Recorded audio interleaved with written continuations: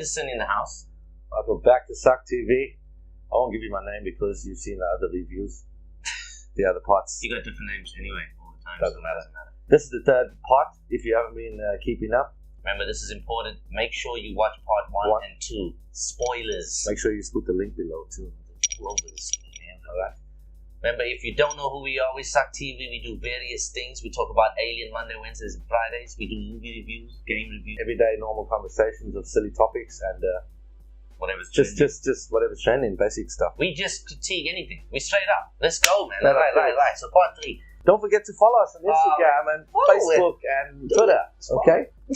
Hit us up with a like and share it if you can. Comment, please, good or bad. Make sure to comment. Okay, now we're up to the part where they go into the crevice or the gap in the ground. That's right. Ripley and Hooper and the crew that they're with start landing down there, and LeChance mentions it's a ship. Now this is groundbreaking because we not only is it cool that there's a ship, no matter what type of ship. There's a ship underground 9 levels. We're talking deep, people. We're talking in a mine. In a mine. It looks like, and it's very interesting to mention, in the book they do mention it looks like it could be 10,000 years old.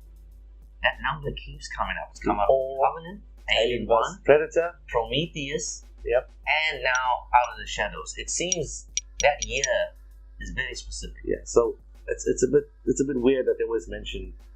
They never just say it could be 1,000 years old or it could be 10,000 years old. They say it could be 100 years old, or hundreds of years old, or it could be 10,000 years old. Yeah, always mention that. So take note of that. So they go forward.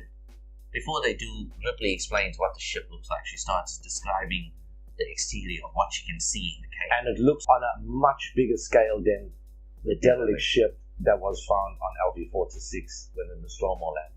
Very similar. She says she sees vents on the side. You can sort of see the ripples of how the ship looks like it's grown rather than built. Yeah. The metallic material looks weird and different. Don't forget, there's a ship underground. Now, the twist of that is unbelievable. That alone is just like them finding the ship in Prometheus. Yeah. You know, when they find the derelict and the engineer jumps in, it was that big. Yeah, but this is underground in a cavern. And it's bigger. Gigantic ship. And it seems older.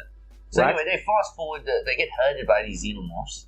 3 of them are herding them toward the top where there's an explosion. An explosion has happened. And they're herding them. They're not attacking them, they're herding them in the dark toward the entrance of the ship that's been blown out. Remember, this is very important because we don't see xenomorphs doing that type of behavior. I think the only time we've seen something similar was when Ripley threatened the Queen's eggs and all the drones backed up to the. We don't ever see them doing it with humans. We always see them attacking. So this time was something new for everybody. You know what I mean? So they were sending them up. They were pushing them into the ship. So obviously they had to go in the ship. There's nowhere else to go. They were lost. They didn't know where to go. These people. They get into the ship. Now we're not going to go into detail right now about too much info stuff in the ship because this is the cream of the crop. We've always wanted to know what was in the ship, in a derelict ship, the levels, the different floors, the rooms the way they look, the walls that what's on the room, looks like they're grown, the doors, the entrances, all that, the ribbed inside of a whale. All of that info is something we've been dying for and it's been decades. Told. So the clue is we go through many rooms in the derelict ship. Now that is enough ammunition for anybody to want to read this book. Yeah, that alone will make you, get wet with the idea of just, getting deep into the whole. Like, I think we always want to know more about the xenomorphs, but I think the engineers, in a lot of ways, is more interesting. Where they come from, the world. Because it's a bit more mysterious. Yeah, it's more mysterious, and we get to see that other side. Yeah. But with a mad twist. So, hey, you're not ready. We told you you're not ready. So, they go through various rooms, and eventually they come across statues of some cool-looking shit. Certain things we won't mention just yet. But the one room they eventually split up, and 2 of the characters are gone ahead, and they're trying to communicate with their comms, and they mention to the rest of the party that they have found the shipbuilders. The chapter is called Builders. That's what's really important as well. Like each chapter has a name in this book. Not chapter 1, 2, 3. It's just they got names, which is pretty cool. So this chapter is called Builders, and I don't know what to say. How do we say it? Okay, so they find bodies. 3 bodies. They start describing these bodies. So 2 adults and an infant. Right. They're clutching the infant. They're clutching the infant and they're embraced on the floor. Obviously, they're dead. And they have some fossilized. And they have some sort of a weapon that they obviously use to kill themselves with. So it looks like they've committed suicide. They got holes in their heads. Blasted themselves. Part of their faces are destroyed or blown apart. It's interesting to mention the material of their clothing. They mentioned that there's fine hairs on their head. And that the clothing's very metallic.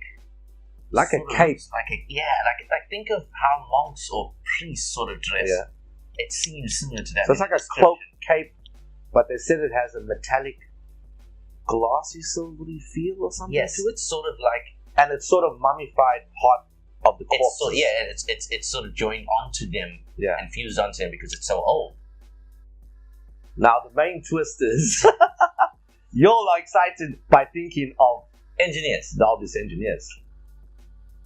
So the chances. And he comes in with his the chance phrase. They have snouts. Like dogs. They have sort of a snout. A muzzle, like a muzzle, like a jaw of a dog. Of a canine. Right. They have 4 stocky legs. Well-built legs. Okay. They are pretty tall and huge. Because they find steps with long, skinny fingers. Okay. But they also got 2 smaller limbs on their upper part of the body. So they've got 6 limbs. So they got 6 limbs, 2 arms, 4 legs, big legs. And he said they look like dog people. So he also mentions Anubis from Egypt. How this does look still the Egyptian god of death, I think he is. And God of the underworld.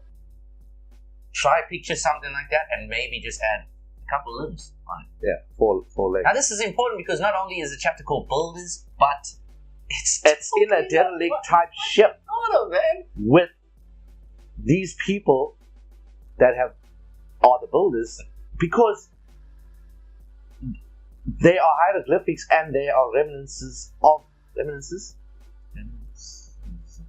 There's a history of their society and their lifestyle, or parts of it, in and out of the ship. So we're going to get into more detail. Remember, now in the future videos, we're going to destroy this book. We're going to break down everything. We're going to break it down into detail because nobody's talking about this. I think people are scared to talk about it because they don't know which way to approach it from, because this is completely thrown the book out the window. This flips everything. It makes the engineers look like chumps. It makes them look like nothing now. But then again, it could be an engineer ship, so that even confuses us even more. It also is canon. It's also canon. It's also interesting to mention that someone says it looks like the ship might have been shot down by the builders.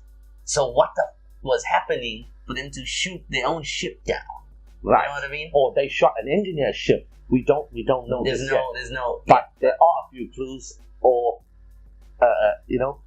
theories on how or what's going on. Now, this changes everything, as you can see. This is groundbreaking. This takes the alien universe to another level. Now, we're not going to continue on with the rest of the story because it might spoil it for you, and there's a few things we want to mention that refer to other things. So let's just say that this is only half of the story.